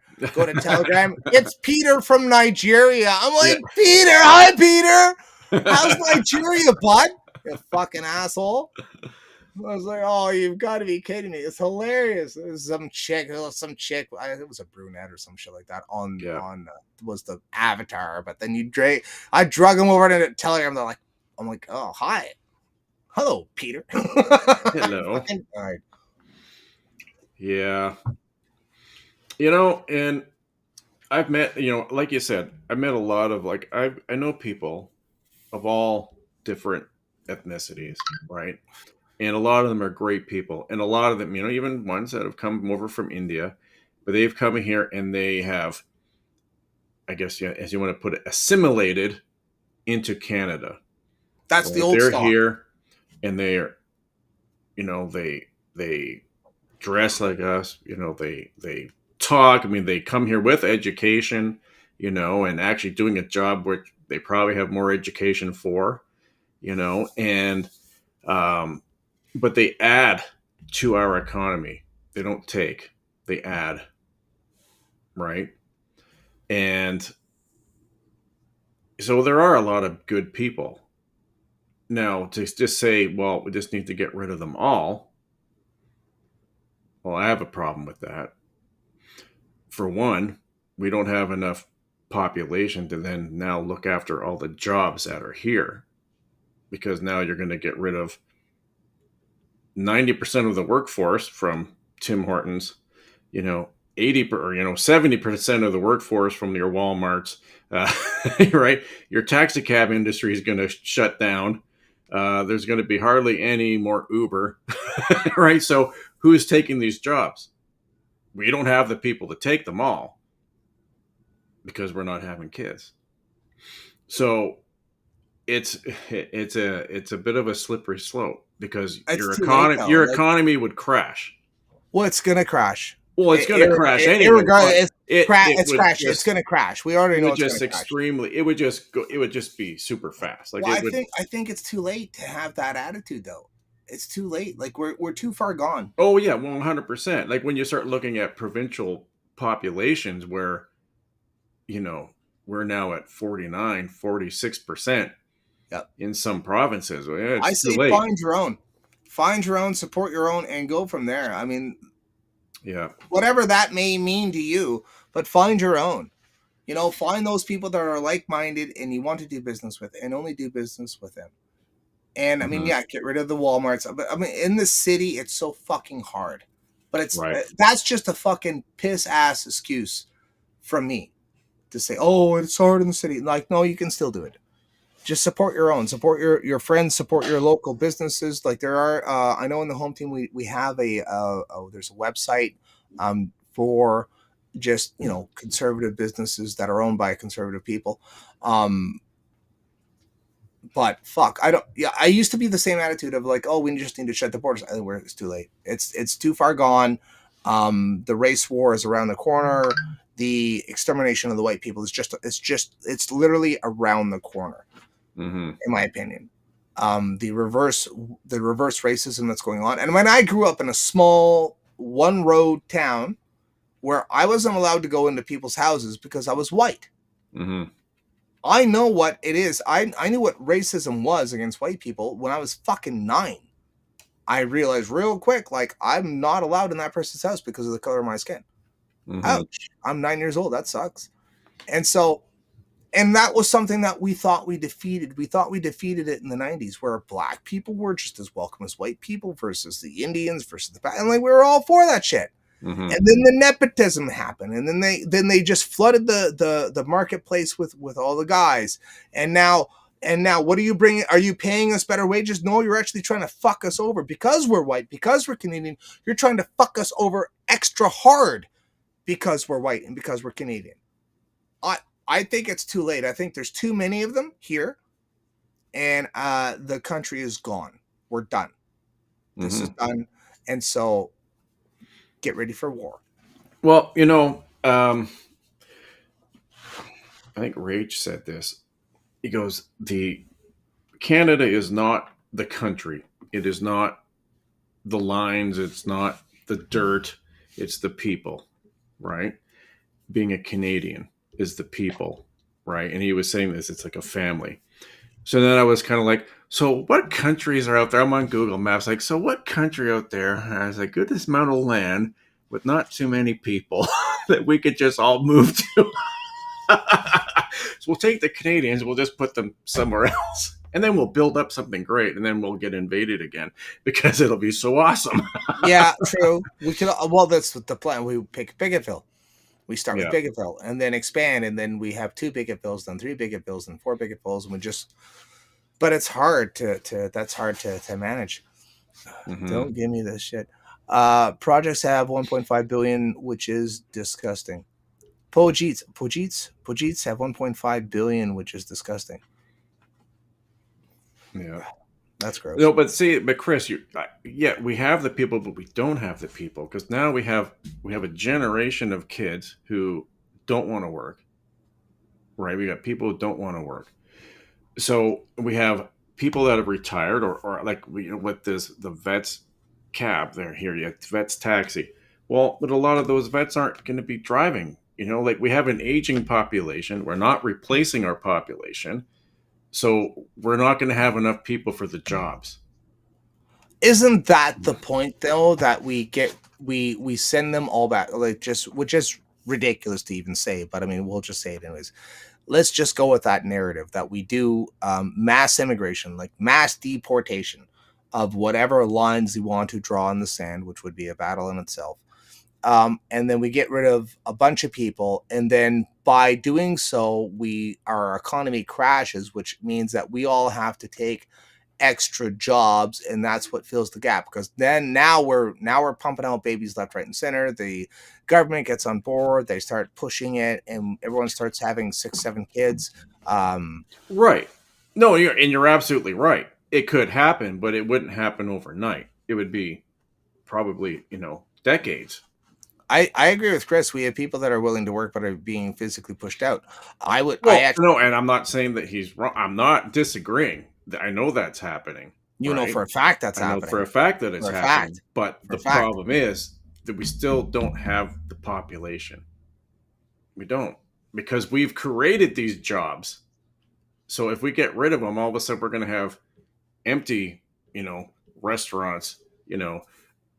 It just like I said, it could be done.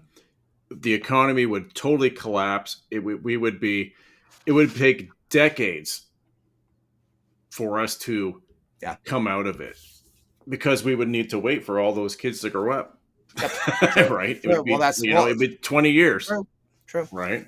Girl, maybe we should get rid of the shitty fast food places. Garbage did not being served, not needing immigrants to work. Well, it's an option as well. Well, I agree. I mean, we shouldn't be eating at any of those places. Yeah. Or any company now. Try starting a little company or any company now, says Chris. Oh, it's an option. Yeah, well, I mean, because we don't get those incentives. True. Right? True. The government gives them. Oh, you're starting up a new company? There's my color palette. You're in the right color palette. All right, here's some money to start up your business. Right? What jobs BS. Have we created? What jobs have we created? Again, I mean, I'm going to take that 70% fucking hit. That's what I'm going to do. I'll be hiring me a bunch of fucking backies. That's what I'd be doing. No, but Rio's right. Like, what jobs have we? Well, we haven't, because we've shipped all of our jobs out. So the only jobs that we have here now are your restaurants and, the small little piddly job, other than when you're working for larger companies. But we used to have a lot more manufacturing. We don't.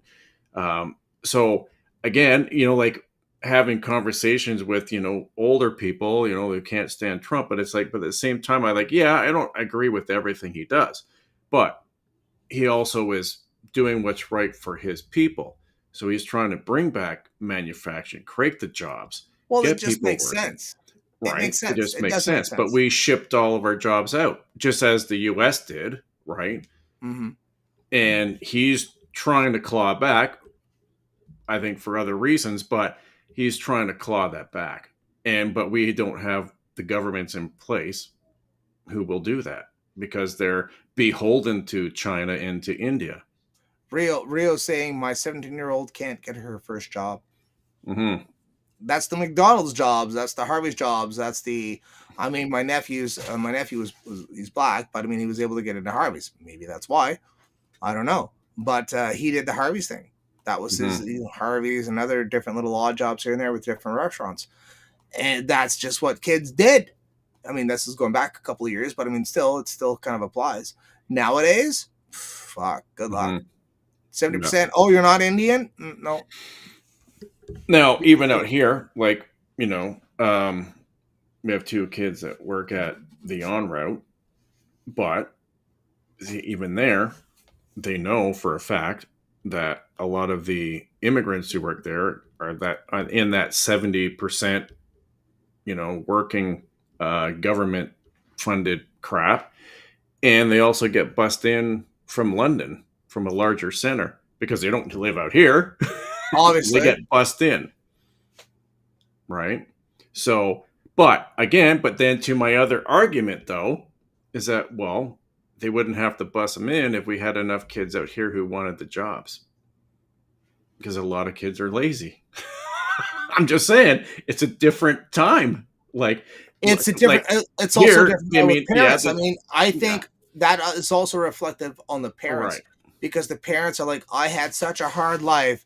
I don't want my kids to go through my hard. That's okay. You can sit in the basement and play video games all you want to, Johnny. I'm not gonna lie. I experienced it in my own household, where I would get on about hey, these kids need chores, blah blah blah. But no, my kids aren't gonna go through what I went through. Yeah, but adversity is our strength. Adversity is our strength. It's this up here. Diversity is our weakness, and adversity is our strength. That's why we are so industrious. That's why we create things. That's why we're so fixated on buildings, because we live in the fucking cold.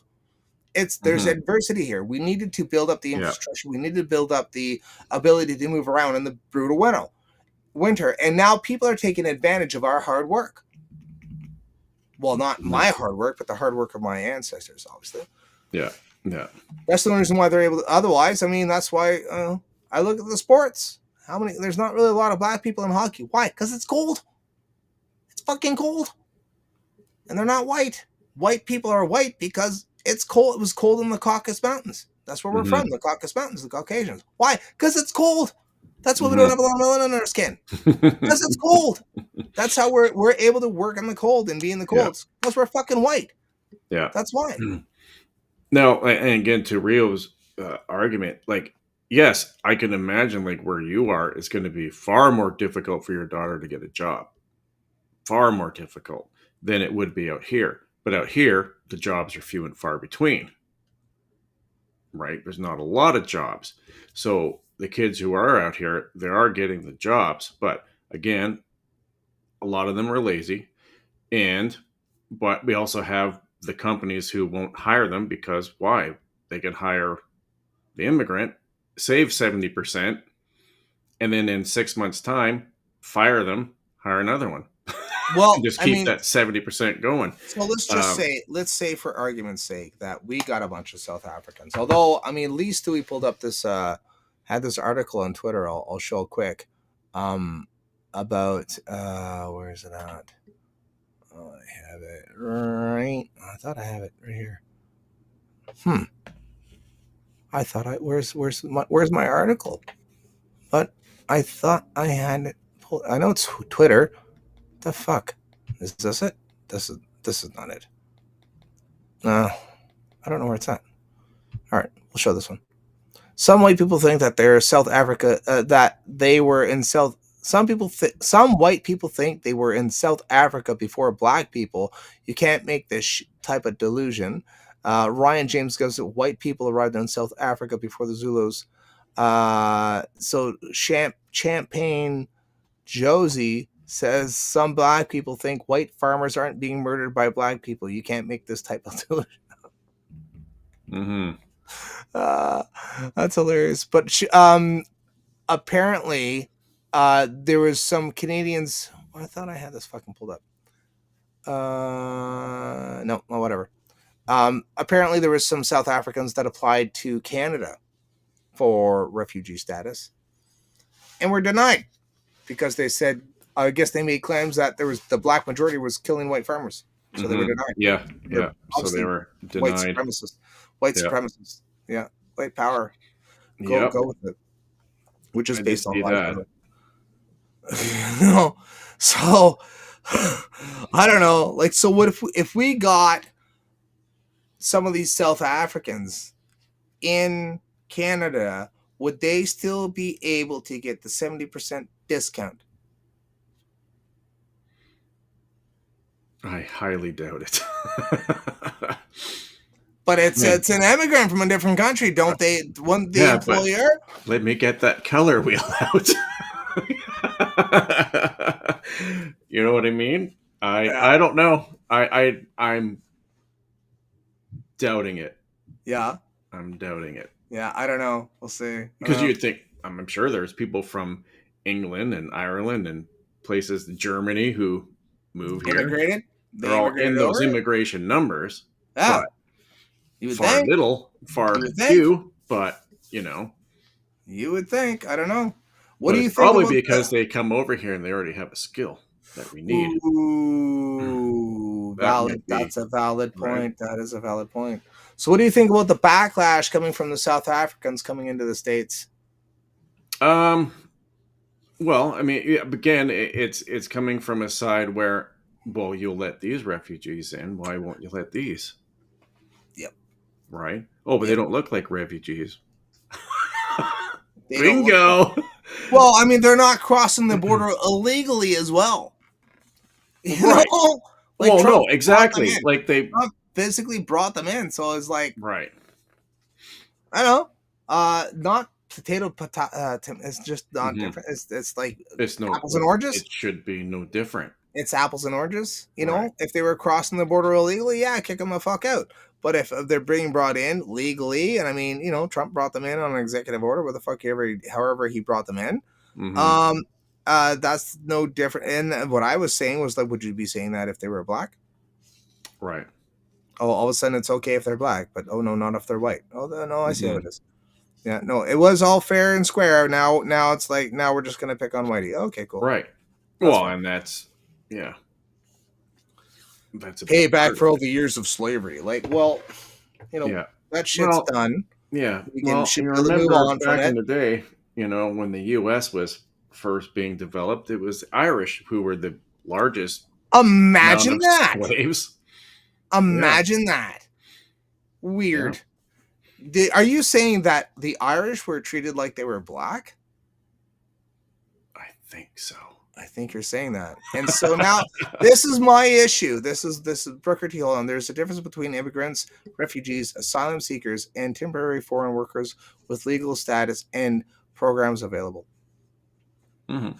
There is a difference. He is absolutely right. Yeah. 100%. Absolutely right. Yeah. 100%. So this is what I'm going through with this. So we all, the Jeets. Send them back. Isn't that what they said about the Irish? Mm-hmm.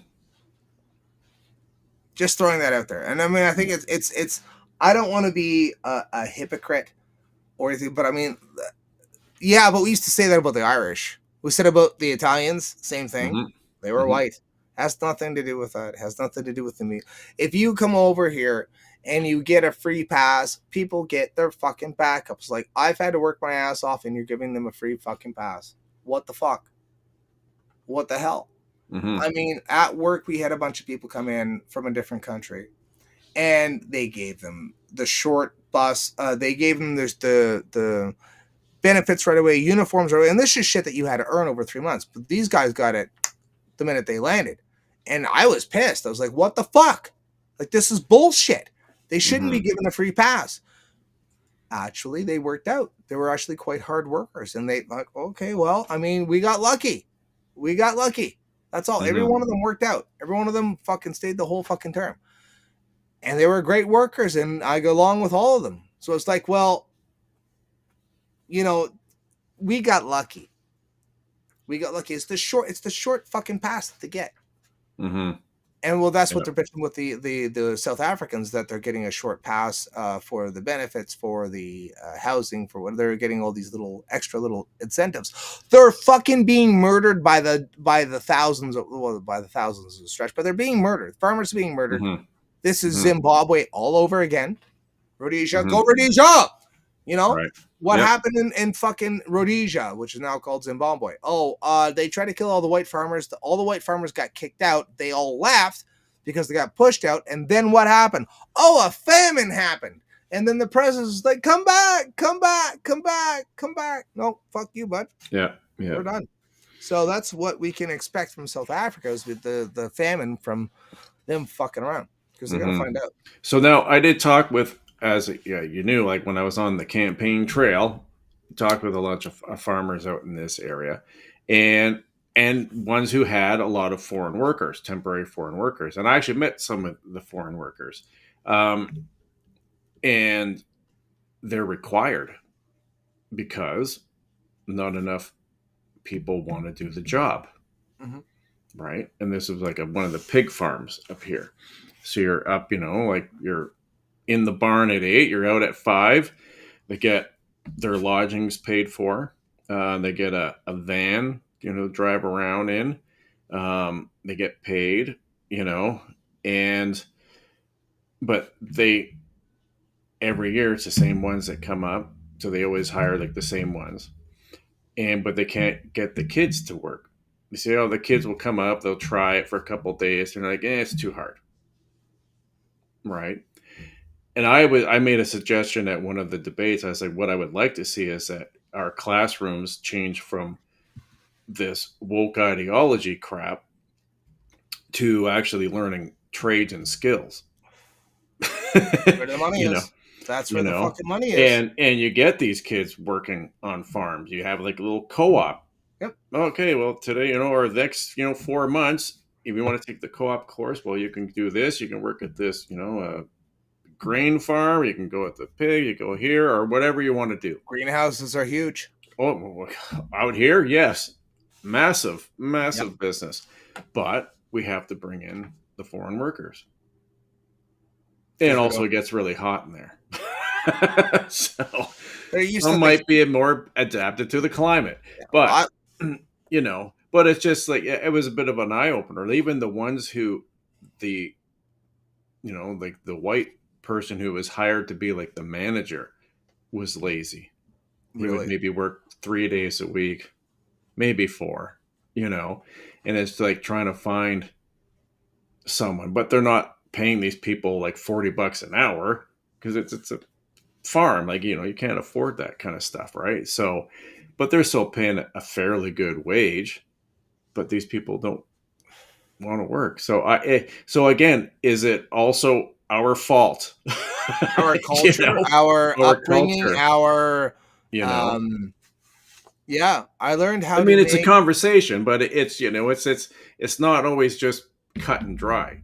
Brooker's got a point here. Right? I learned how to make more money talking online to people than I made as a master electrician, busting my ass nights and weekends. That's a fact. That is a fact. That's a fact. Yeah, that's a fact. But Brooker's such a lovely guy. And he's so likable. And he's a good speaker. He is an awesome speaker. As a matter of fact, he's got that skill. Maybe you just found your calling. Maybe you just fuck. He's making arguments for you. Chris Freestone says the Irish didn't marry their first cousins either. Well, it depends on what town you go to, Chris. That depends on what town you go to, bud. Yeah. There are certain towns here. I don't know that one. I don't understand Brooker's comment. It says you should have got the shirts right away too. You got taken advantage of. I don't know. Like our shirts? We should have got some shirts. I don't know what he was talking about. Hats? Not sure. I don't know. We're gonna get a store. Gotta get the store up and going. We'll sell the logos as patches. I'll put it on my I'll put it on my coat or here. Where are we gonna put the patches? Where do they go? On your arm or on the chest? Figure that stuff out, bud. That's when I get a hat. Well, we got to get the club going. It's a club. I know. Club. Holy smokes, Holding Truth. We got to get into more conspiracy shit. I thought we were going to go more conspiracy shit. We're just went all politics tonight, but it's our first show, so we'll see how it goes. I thought we were going to go down rabbit holes, bud. I've been diving down rabbit holes. Well, practice. Yeah, I mean, we will. I mean, just the first show here. It's the first show. I mean, we're just take it easy a little bit. Let's just dive into racism and take the easy stuff first. Immigration. Sure, we're going light. Right? We're going light. The TFWs at your work got shirts. You had to wait 3 months. Yes. Yeah. Oh, yeah. No, that's what you earned them. Yeah, fucking right. You earned them. You earned them. You had to earn them. You had to survive 3 months at my work. 3 months. It was like a perk. Oh, you survived your 3 months. Good job. You got your uniform. You get your benefits. Blah blah blah. No, TFWs walk in. They get it right away. Boom. Right. Like what the fuck? Like you suck the joy out of getting those things that you earn now are feel less. They feel like they feel like they're worth less, than they were. It's just it's such a fucking it's so demoralizing. That's what it is. I want a beer cozy. You want a beer cozy? We're gonna do beer cozies now too. Yeah, let's do beer cozies. Sure. Yeah, we'll do beer cozies. All right, fine. We'll start taking down things. Beer cozies sounds good. Patches we're gonna do, obviously. Yeah. Patches. I've got a guy out in the St. Catharines area who can do all these too. Oh, really? Well, good because hey, listen, when you pay $23 for a slip and lizard cup, I get like $2 out of that. I see that. I seen it as we were talking. I looked over. I was like, "Oh fuck, you got the cup." There's the other offside. Offside. That's wild. Oh, the little. I don't ever remember what the fucking I don't know. I had an offside cup, and I don't know what ever happened to it. I never did find that. That's a good point. I never did find my cup. Fucker, where is my offside cup? Damn it! I need to get one now. I have to get one. We got 10 minutes, bud. 10 minutes before we're shutting her down. What do you want to do? Well, I don't know. Talk about religion. We can if you like. I like talking about religion. I know you do. God sent me a vision. Did I tell you? I haven't told you yet. No, I don't think The so. vision I got. Oh yeah, it's amazing. It was amazing. So after I learned, or he sort of illuminated me on what the deal meant when the deal went sideways, what that whole thing was about. Yes. That got illuminated to me. That was amazing. I got a new vision, and in the new vision, I was sitting in a prison cell, and it was so clean. That's what I remember. It was very clean, and I was at peace. And I said to and I spoke, saying, they will come and get me when they're ready. The prison guards will come and get me when they're ready. I have no idea what it means, no clue. But I was sitting there quite content, just waiting for the prison guard to come get me, so that I could go somewhere and do something. It was so odd, so odd. So that's the new one that I'm working on. I don't quite know what's going on. I'm getting a lot. Nice. Yay. I got homemade beef patties. Woo. Oh, nice. Nice. Another so Brooker, when Trump was over there, there was something that sent me a video. Oh, did he? Yeah, he sent me a video. I'll try to download it. Let's see if I can I'll just pause it and see if I can I'm going to share this. During that exchange when they were there, they had two water servers came over, right? Stood and poured them like a Dixie cup, looked like a Dixie cup of water, right? So the crown prince drinks the water. Trump grabs the water, looks at it, and then never drinks it. He just stands there. Really? The water, and then when they sit down, he kind of like nonchalantly puts it on a table. He never drank the water, and it was like, see, that's a lesson on never trusting anything you get served. Right? Right? You don't know what's in that water. No, well, true. Two different pitchers of water. Not only that, it's also when he got he got the new jet. You're going to inspect the living fuck out of that. You're going to have come on. What? Not from America? Okay. Whatever. No little bugs on it. Yeah, see if I can grab this very quickly that he sent. He sent me the video, so I should be able to grab it quite quickly to upload it. Let's see here. What did he send me? Oh, I still have the offside hat. It's in his hat rotation. Nice. Thanks, buddy. That's fucking wild. That should work. It does work. Yes, we do. Create video. Let's see here. What did he send us? Let's see. Up here? Yeah. All right. Let's see what this is. And people that I have a lot of respect for in the Middle East. I will be ordering the cessation of sanctions against Syria in order to give them a chance at greatness.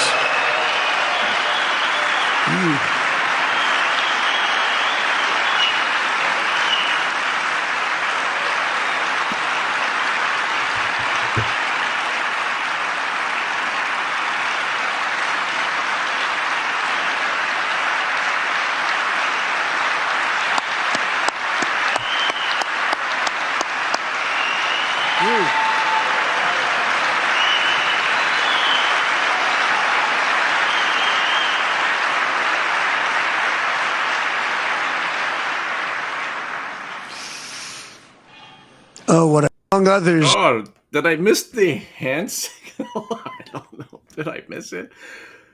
So it goes with the Dixie cups go with the hand symbol. What? Damn. The Dixie. Show that again. Show that again? Yeah, I missed the hand signal. He does the hand signal? What is it, at the end? No, I didn't see anything. I was watching at that point. I was like, trying to see here. All right, and people that I have a lot of respect for in the Middle East. I will be ordering the cessation of sanctions against Syria in order to give them a chance at greatness.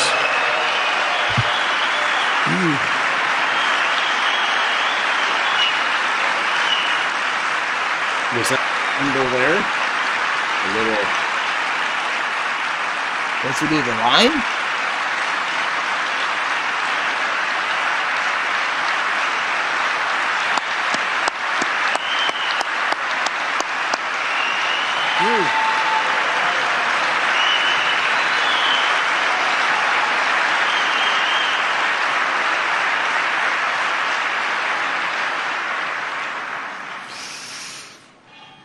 among others. What do you think? Was it when he went like this, or I don't know. I don't know what the symbols are. I'm so confused. In the speech, Prince Donald does Trump it gave early. the Prince Prince of does Saudi it Arabia early. gave a hand signal during the applause. So it was too far away. We couldn't see it. Oh, okay. Yeah, couldn't see it. Shit. What was it? What was the hand signal? I want to know. No, I want to know. We're gonna have to scour the internet looking for it. Yeah. Secret Masonic, whatever the fuck it is. I don't know. Interesting. Fascinating. I think we're in for like an interesting few years. It's going to be interesting, all right? Apparently, I'll be going. We're not going to say we're not going to be mentioning. Man, those were boring times. No, well, like I said, this is the greatest time to be alive. Mm-hmm. It's the greatest time to be alive. Like, you're going to be here during the second coming of Christ. It's going to be fucking amazing. Aren't you excited? I'm so excited. Also with the you don't know about do you keep track of my Zodiac shit I've been talking about? No. Yeah, I've been watching this dude named Timothy Ballerino. You mentioned that to me like a while ago, but I've never found the guy. Buddy, I'm getting the fucking Zodiac tattooed on my back. The full 12. It's amazing. Amazing. I think Apophis in 2029 is going to hit the keyhole, well, supposedly, loop back around 7 years and then hit the Earth. Or they say Apophis, which is a giant meteor supposed to fly by us in 2029. Right. They say it hit the keyhole. We have 7 years to prepare for the meteor impact, which isn't really going to happen. But they use it as a lie to make the world go to a one world government. And then some dude makes a covenant with the world for 7 years. It's a 7-year deal. We're going to do this within 7 years. Within 3.5 years, he breaks that deal. Interesting. That would fall into line with Revelations. And it's so wild that if Apophis hits the keyhole, gives the key, he's a key. He hits the key because he's the key. I don't like keys. Right. And it's a 7-year time frame. I'm like, well, that sounds awfully convenient. 7 years.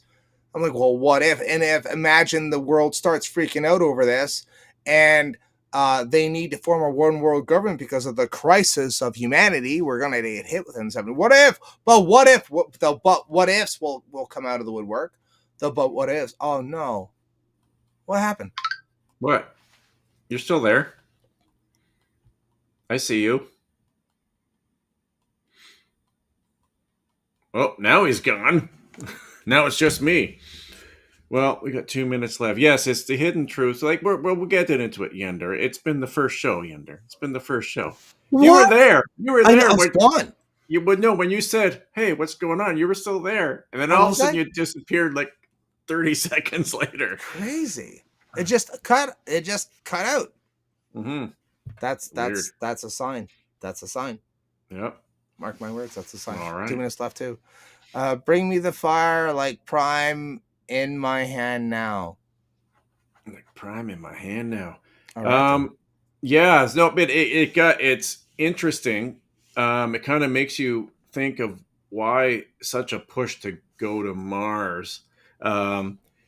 Is it really in all this work on these rockets that can land on asteroids right? It's like, are they trying to just in case trying to really deflect it away, or according to Timothy Ballerino, every 3 houses of the sun, which is 2,600 years per house, there is a cataclysm, and we're due. Right. We're absolutely due. And his whole idea is that there was this world that God smashed. A piece of it went flying out into the universe, and every I think it's like 10,000, 12,000 years, every 6,000 years, it swings back around and smashes the earth or messes the earth or whatever.